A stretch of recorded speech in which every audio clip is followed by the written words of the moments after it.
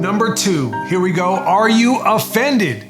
When you are offended, your mind and body begin to have actual reactions, right? You may get flustered, you may turn red, your nose may itch as your mind begins to think of ways to respond.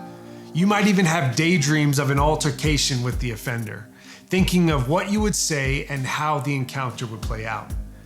Now, if this is left unintended, offense can produce a root of bitterness, right? Or resentment with the option for full-blown unforgiveness, right? And along this journey, you will begin to entertain other voices who intend to encourage your bitterness to grow. Now, blinded by offense, your ability to hear God will be stifled with words of distraction. How could they? And they should pay for blankety, like you get the idea, right? Now, have you ever been so offended by something or someone that you lose your appetite, or even worse, like even lost your last meal, right? Now think about this last statement in the spiritual sense. In Matthew 4, Jesus said, "Man shall not live by bread alone, but every word that proceeds from the mouth of God." God's living word, like manna from heaven, right, is our daily sustenance. Now, offense not only has the ability to hinder our natural appetite, but also our spiritual appetites. Now, Paul writes, "We are destroying sophisticated arguments and every exalted and proud thing that sets itself up against the true knowledge of God.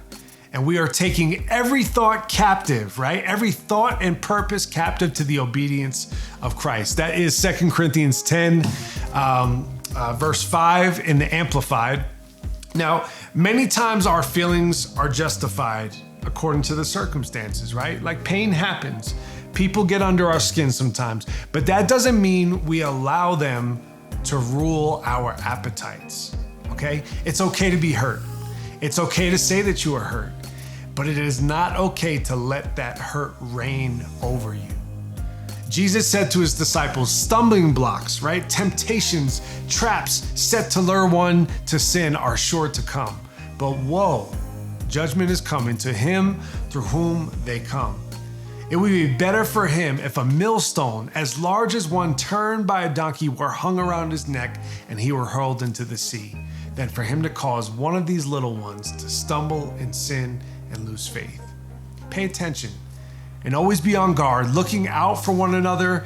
If your brother sins and disregards God's precepts, solemnly warn him. And if he repents and changes, forgive him. Even if he sins against you 7 times a day and returns to you 7 times and says, "I repent," you must forgive him. That is, give up resentment and consider the offense recalled and annulled.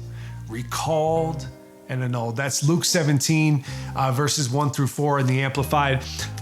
All right, so let's practice asking God some questions. Now, I really want you to quiet your heart and let him lead you through this, okay? This is the whole point of asking questions and being still and waiting for the answer. I want you to ask him, say, "God, is there anyone I am holding offense to?"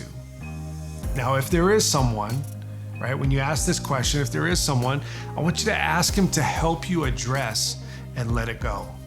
Let him lead you through some forgiveness, right? And you may need to speak to that person directly, or you may be able to handle it directly with the Lord.